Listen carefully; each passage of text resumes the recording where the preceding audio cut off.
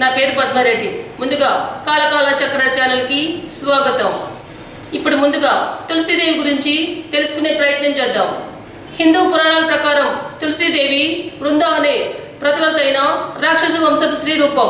విష్ణుమూర్తి లీలల వల్ల ఆమె భర్త జలంధరుడు మరణించడం, తన పాతివ్రత్యానికి భంగం కలగడంతో ఆమె విష్ణుమూర్తిని మొక్కగా మారిపోమని శపిస్తుంది. ఆ తర్వాత విష్ణువు ఆమె భక్తికి మెచ్చి ఆమెను తులసి మొక్కగా మారుస్తాడు. వృంద పూర్వజన్మ కథ. వృంద రాక్షసరాజైన కాలనేమి కుమార్తె. ఆమెకు శివుని అంశంతో జన్మించిన జలంధరుడు అనే రాక్షసునితో వివాహం జరుగుతుంది. జలంధరుడు తన భార్య వృంద యొక్క పవిత్రత మరియు గొప్ప భక్తి కారణంగా అజేయుడిగా మారుతాడు. జలంధరుడి అరాచకాలు ఎక్కువ అవడంతో దేవతలు శివుని ప్రార్థిస్తారు. అయితే జలంధరుడిని వధించడం ఎవరికీ సాధ్యం కాదు. జలంధరుడిని ఓడించడానికి విష్ణుమూర్తి జలంధరుడి రూపం ధరించి వృంద వద్దకు వెళ్తాడు. తన భర్తే అనుకొని వృంద అతనిని సృష్టించడంతో జలంధరుడుకున్న శక్తి తగ్గిపోతుంది. ఆ సమయంలో యుద్ధంలో జలంధరుడు మరణిస్తాడు. ఆ తర్వాత మోసపోయిన వృంద విష్ణుమూర్తిని చూసి, నా భర్తను మోసం చేసి చంపినందుకు నీవు కూడా భార్యకు దూరమై రాతిలా మారిపోతావు అని శపిస్తుంది. తులసిగా మారిన వృంద శాపం మేరకు విష్ణుమూర్తి రాతి రూపంలో శాలిగ్రామంగా మారతాడు. వృంద తన భర్త చితిపై అగ్ని ప్రవేశం చేసి భస్మం అవుతుంది. ఆమె భస్మం నుండి పవిత్రమైన తులసి మొక్క ఉద్భవిస్తుంది. శ్రీ మహావిష్ణువు, నీవు భూలోకంలో తులసి మొక్కగా పూజలు అందుకుంటావని, నీవు లేనిదే నేను ఏ పూజ స్వీకరించనని ఆమెను అనుగ్రహిస్తాడు. ప్రతి ఏటా కార్తీక మాసంలో శుక్ల ద్వాదశి నాడు శాలిగ్రామం రూపంలో ఉన్న విష్ణుమూర్తికి తులసి మొక్కకు వివాహం జరిపించడం హిందూ సాంప్రదాయం. లక్ష్మీ తులసి. దేవి భాగవత పురాణ ప్రకారం తులసి ఐశ్వర్య దేవత మరియు విష్ణువు యొక్క ప్రధాన భార్య అయిన లక్ష్మి యొక్క అవతారం. ఒకానొకప్పుడు శివభక్తుడైన వృషధ్వజ మహారాజు తన ఆరాధ్య దైవమైన శివుని తప్ప మిగతా దేవతలందరినీ పూజించడాన్ని నిషేధించాడు.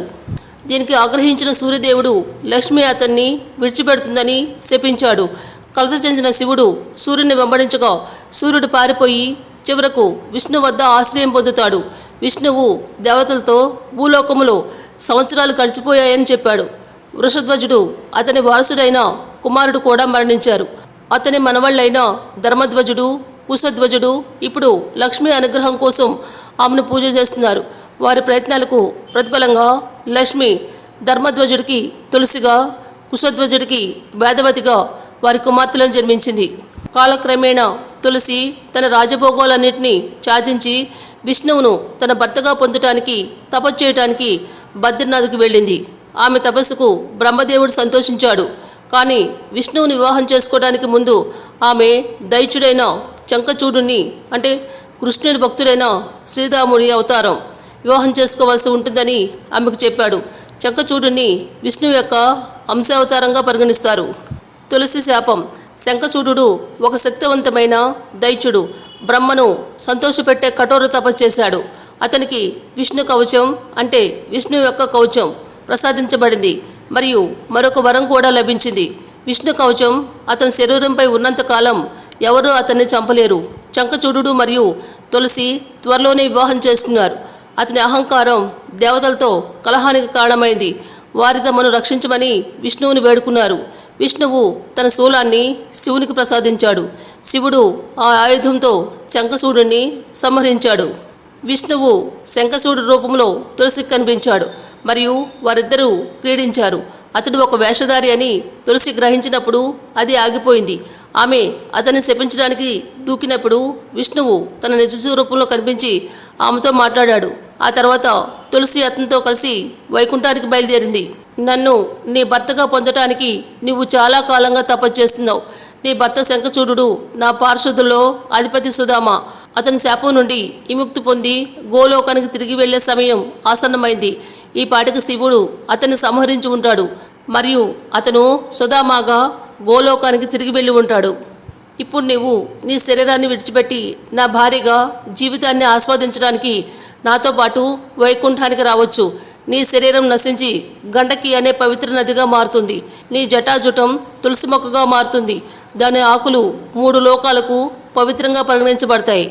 స్కంద పురాణం పద్మపురాణం, అలాగే శివపురాణం, వృంద మరియు ఆమె భర్త జలంధరుని కథలో తులసి ప్రస్తావన కలిగి ఉన్నాయి. వృంద కాలనేమి అనే అసురుని కుమార్తె. వృంద ధర్మశీలి అని విష్ణు భగవానుని గొప్ప భక్తురాలని వర్ణించబడింది. శివుని ఆగ్రహం నుండి జన్మించిన అసురుడైన జలంధరుడు ఆమెను వివాహం చేసుకున్నాడు. సముద్ర మథనం ఫలితంలో ఆగ్రహించిన జలంధరుడు దేవతలపై విజయవంతమైన యుద్ధం చేసి స్వర్గాన్ని జయించి ధర్మచక్రవర్తిగా పరిపాలిస్తాడు. అయితే నారదుని నుండి పార్వతి సౌందర్య వివరాలను విన్న తరువాత ఆమెను తనకు అప్పగించాలని శివుణ్ణి కోరతాడు. ఆగ్రహించిన శివుడు ఆ అసురుడిపై యుద్ధం ప్రకటిస్తాడు. కానీ అతను అజేయమైన శత్రువు అని తెలుసుకుంటాడు.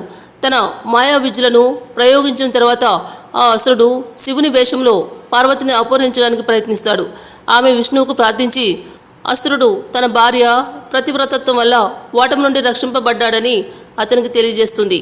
వృందకు ఒక అశుభకరమైన పీడకల వస్తుంది. అందులో ఆమె తన భర్త ఒక దున్నపోతుపై కూర్చొని ఉండటం, ఆకాశం చీకటితో కప్పబడి ఉండటం మరియు సూర్యుడి కాంతిహీనంగా ఉండటం చూస్తుంది. దాని అర్థానికి భయపడి ఆమె తనను తాను మర్చిపోయి అడవి నుండి అడవికి పరిగెత్తిస్తుంది. ఒక ఋషి ఆమెను ఇద్దరు రాక్షసుల నుండి రక్షించినప్పుడు ఆమె తన భర్త శివునితో చేసిన యుద్ధ వార్తను తెలియజేయమని అతన్ని వేడుకుంటుంది. ఋషి శిష్యులు ఆ అసురుడి చేతిలో ఒక తల మరియు తలలేని మొండెము తీసుకుని వస్తారు. దాంతో ఆమె నిరాశలో కూరుకుపోతుంది. ఆమె తన పడిపోయిన భర్తకు ప్రాణం పోయమని ఋషిని వేడుకోగా అతను అలాగే చేస్తాడు. చంపబడిన తన భర్త తిరిగి బ్రతకడం చూసి వృంద అతని నిజస్వరూపాన్ని గ్రహించే వరకు చాలా రోజుల పాటు అతనితో ఆడుకుంటుంది. ఆమె విష్ణువు శపిస్తూ అతని భార్య కూడా అతనికి దూరం అవుతుందని రావణుడు సీతను అపహరించినప్పుడు ఇది జరుగుతుంది. మరియు విష్ణువు ఆమెను ఆపడానికి ప్రయత్నిస్తున్నప్పటికీ ఆత్మాహుతి చేసుకుంటుంది. ఆమె కన్యత్వం భంగం కాగా శివుడు జలంధరుడిపై విజయం సాధిస్తాడు. యుద్ధం ముగిసిన తర్వాత అందమైన వృంద మరణంతో విష్ణువు ఇంకా తీవ్ర దుఃఖంలో ఉంటాడు మరియు ఆమె స్థితి నుండి కదలడానికి నిరాకరిస్తాడు. దేవతలు ప్రకృతికి ప్రతిరూపమైన ప్రకృతిని ప్రసాదించగా ఆమె విష్ణువు నివసించే చోట నాటడానికి వారికి 3 విత్తనాలు ఇస్తుంది. అవి సత్వ, రజో, తమో గుణాలకు ప్రతీకలు. ఆ విత్తనాలు ధాత్రి, మాలతి మరియు తులసి అనే 3 మొక్కలుగా పెరుగుతాయి. వీరు స్వర, లక్ష్మి మరియు గౌరీ అనే 3 స్త్రీలుగా ప్రతిరూపించబడ్డారు. ఈ అద్భుతమైన స్త్రీలను చూసి విష్ణువు మోహానికి గురవుతాడు. మాలతి మోసగతిగా పరిగణింపబడినందున ఆమె అప్పటికే విష్ణువు యొక్క శక్తి అయిన లక్ష్మి నుండి ఉద్భవించింది. ఆమె ఖండించబడుతుంది. అయితే ధాత్రి మరియు తులసి దేవతలు విష్ణువుపై నిజమైన ప్రేమను కలిగి ఉంటారు మరియు అతని దుఃఖాన్ని మర్చిపోయేలా చేస్తారు. వారు విష్ణువుతో పాటు వైకుంఠానికి వెళ్తారు మరియు అతనికి ఎంతో సంతోషాన్ని కలిగిస్తారు. ఈ పురాణ గాథ యొక్క మరో రూపంలో వృంద తన భర్త చితిలో ఆత్మార్పణ చేసుకుంటుంది. కానీ విష్ణు ఆ భూమిపై తులసి మొక్క రూపంలో అవతరించేలా చేస్తాడు. ఆమె తులసి అనే దేవత హోదాను పొందుతుంది. అయితే ఆమె భూలోక రూపం తులసి మొక్క. ఒక వైష్ణవ పురాణం తులసి యొక్క మూలాన్ని సముద్ర మథనంతో ముడిపడుతుంది. అనగా దేవతలు మరియు అసురులు విశ్వసముద్రాన్ని చిలకటం. మథనం చివరిలో ధన్వంతరి అమృతంతో అంటే అమరత్వపు ద్రవం సముద్రం నుండి ఉద్భవించాడు.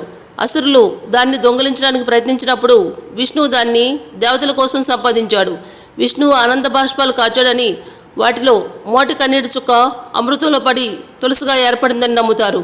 హిందూ మతంలో వృక్షారాధన సర్వసాధారణమైనప్పటికీ తులసి మొక్క అన్ని మొక్కల్లోకెల్లా అత్యంత పవిత్రమైనదిగా పరిగణింపబడుతుంది. తులసి మొక్కను స్వర్గానికి భూమికి మధ్య ఒక సంధిస్థానంగా భావిస్తారు. ఒక సాంప్రదాయ ప్రార్థన ప్రకారం సృష్టికర్త అయిన బ్రహ్మదేవుడు దాని కొమ్మల్లో నివసిస్తాడని, అన్ని హిందూ పుణ్యక్షేత్రాలు దాని వేళల్లో ఉంటాయని, గంగా నది దాని వేళల్లో ప్రవహిస్తుందని, దేవతలందరూ దాని కాండం మరియు ఆకుల్లో ఉంటారని మరియు అత్యంత పవిత్రమైన హిందూ గ్రంథాలైన వేదాలు తులసి కొమ్మల పైభాగంలో కనిపిస్తాయని చెప్పబడింది. తులసి మొక్క గృహ సంబంధిత భక్తికి ముఖ్యంగా మహిళల మధ్య ఒక కేంద్రంగా ఉంది మరియు దీనిని శ్రీదేవత మరియు భార్యత్వం మరియు మాతృత్వానికి చిహ్నం అని పిలుస్తారు. దీనిని హిందూ మతం యొక్క కేంద్ర సాంప్రదాయ చిహ్నం అని కూడా పిలుస్తారు. ఒక వ్యక్తి తులసిని పూజించకపోయినా రోజు దానికి నీరు పోసి సంరక్షిస్తే అతనికి ఆధ్యాత్మిక పుణ్యం మరియు విష్ణు యొక్క దైవానుగ్రహం లభిస్తుందని నమ్ముతారు. సాంప్రదాయకంగా ఈ మొక్కకు రోజు పూజించడం మరియు సంరక్షించడం ఇంటిలోని మహిళల బాధ్యత. రోజువారీ పూజ నిర్దేశించినప్పటికీ మంగళవారాలు మరియు శుక్రవారాలు తులసి పూజకు ప్రత్యేకంగా పవిత్రమైనవిగా పరిగణించబడతాయి.